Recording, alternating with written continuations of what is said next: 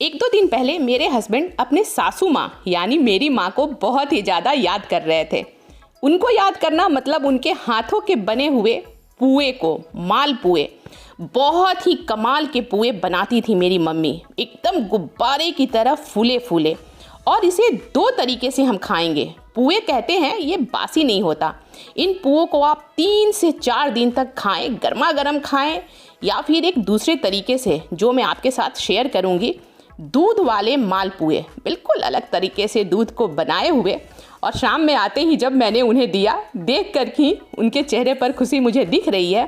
तो चलिए आज हम बनाएंगे मेरी मम्मी के ये स्पेशल वाले मालपुए, जो बनेंगे आटे से और एकदम बलून गुब्बारे की तरह आप पुए को बना पाएंगे। हस्बैंड ने तो मुझे काफ़ी अच्छे नंबरों से पास करा दिया हुआ है, आप भी देंगे बहुत ही अच्छे नंबर जब आप स्टेप बाय स्टेप फॉलो करेंगे और इतने अच्छे पुए बनाकर करेंगे तैयार। कईयों को लगता है पुआ बनाना झंझट का काम, बिल्कुल नहीं। हेलो एवरीवन, तो चलिए बिना देर किए हम ये आज की रेसिपी बनाने की करते हैं तैयार। अब मेजरमेंट के लिए आप कोई भी बर्तन सेट कर लें। मेजरमेंट का बहुत ज़्यादा तो नहीं, लेकिन काफ़ी हद तक आपको ध्यान रखना पड़ेगा। 1 कप मैंने लिया हुआ है गेहूं का आटा। आटे को हम छान लेंगे, इस बात का हम ध्यान रखेंगे। आटे को छान लिया है और अब जितना गेहूं का आटा लिया हुआ था 2 चम्मच भरकर, 1 कटोरी आप कह सकते हैं मैंने लिया हुआ है, जो स्टैंडर्ड कटोरी होती है हमारे घरों में दाल सब्जी के लिए इस्तेमाल होती है उससे। और उसमें 2 चम्मच बारीक वाली सूजी, रवा मैंने लिया हुआ है। अगर आपके पास मोटी वाली है तो उसे आप मिक्सी करके डाल दें। साथ में मैंने डाला है चीनी, आधा कटोरी मैंने डाली हुई है चीनी, यानी जितना गेहूं का आटा लिया था उसका आधा मैंने चीनी को डाला है। मिठास आप कम या ज़्यादा अपने अकॉर्डिंग कर सकते हैं।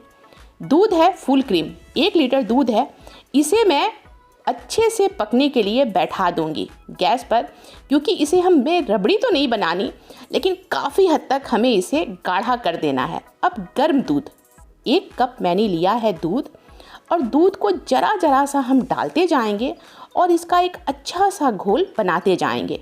पुआ को बनाने के लिए पानी का नहीं, आप दूध का इस्तेमाल करें, फिर देखें आपको पुए में कैसा स्वाद मिलेगा। जरा सा करके दूध को डालते जाएं और इसे अच्छे से मिक्स करते जाएं।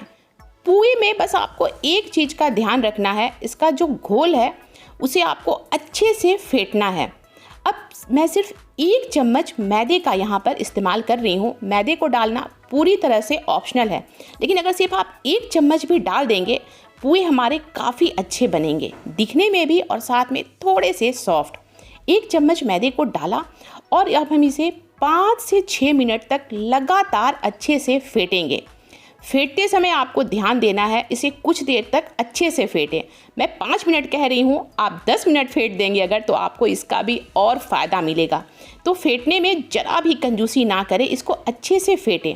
जितना ज़्यादा आप इसे फेंटेंगे उतने ही अच्छे ये फूले फूले बिल्कुल गुब्बारे की तरह हमारे पुए बनके होंगे तैयार। कोई कारीगरी नहीं है इसमें, सिर्फ सारा जो खेल है वो है इसको अच्छे से फेंटने का। और इसका जो घोल है वो ना रहेगी बहुत ही ज़्यादा पतली, ना बिल्कुल ही गाढ़ी। दूध हमारा एक तरफ, जिसे मैं बैठा कर छोड़ दिया हुआ है, बीच बीच में बस चला रही हूँ। दूध जब आधे से थोड़ी कम हो जाएगी, यानी 2 हिस्से से और थोड़ा सा ज़्यादा दूध जो है जब वो पक जाएगा, इस स्टेज पर इसमें हम डालेंगे चीनी। मैं चीनी का काफ़ी कम इस्तेमाल कर रही हूँ, क्योंकि हस्बैंड को ज़्यादा मीठा पसंद नहीं है। आप इसमें मिठास अच्छे से डाल सकते हैं, 1 कटोरी भरकर या जितनी भी आपको मिठास खानी है, और थोड़े से ड्राई फ्रूट्स जो भी आपको पसंद है डालकर, थोड़ा इलायची पाउडर डालकर दूध को मैंने साइड में करके रख दिया। अब दूसरी तरफ ये जो घोल है पुए का, इसे अच्छे से फेंट कर 1 घंटे के लिए मैंने छोड़ दिया हुआ था। आप कभी भी जब पुए को बनाते हैं, इसे कम से कम 1 घंटे के लिए इसके घोल को, इसके बैटर को तैयार करके छोड़ दें, उसके बाद आप पुए को बनाएं। अब जब तेल अच्छे से गर्म हो जाए, जो भी तेल आप खाना पसंद करते हैं उसे डालें। तेल के गर्म होने के बाद इसे इस तरह से कलछुल में उठाएं और एक एक करके बारी बारी किसी भी पैन में या खुले कढ़ाई में जब आप बनाएंगे तो अच्छे से ये बनते जाएंगे, उसमें डालकर फ्लेम को कर दें मीडियम, और कुछ देर इसे छोड़ने के बाद इसे फिर आप पलट दें। और जब आप इसे दबाएंगे, जिस भी आप छनौटे से, इसे हम झरना कहते हैं, स्पैचुला, उससे अच्छे से आप इसे दबाते जाएंगे, ये बिल्कुल गुब्बारे की तरह फूलते जाएंगे। जितना आप इसे दबाएंगे बीच बीच में, साइड साइड में, उतने ही ये अच्छे से फूलेंगे। मेरा ये पहला बैच है। जब ये सुनहरी हो जाए निकाल लेंगे और फिर हम इस ऐसे ही करके डालते जाएंगे। पहला बैच जो थोड़ा सा कम फुला हुआ रह गया था, लेकिन उसके बाद सारे जो मेरे पुए हैं वो बिल्कुल ही गुब्बारे की तरह फूलते जा रहे हैं, जो आप देख रहे हैं। फ्लेम को आप हाई बिल्कुल भी नहीं करेंगे, ना बहुत ही ज़्यादा लो रखेंगे। हाई करेंगे ये कच्चे रह जाएंगे, लो करेंगे पुए आपके सॉफ्ट नहीं बनेंगे। तो फ्लेम को थोड़ा अपने कमांड में रखिए, ध्यान दीजिए और उसके बाद एक एक करके सारे पुए को निकालते जाइए। जितने पुए पे आपका कंट्रोल हो एक बार में आप उतने ही डालें, बहुत ज़्यादा नहीं डालें। इनके लिए जगह चाहिए तेल में, जिससे इन्हें तेल में तैरने की, स्विमिंग करने की जगह मिले। तो इन्हें थोड़ा खुला खुला ही आप बनाएं, एक ही साथ बहुत ज़्यादा ना डालें। और इस तरीके से आप पुए को बना कर देखें।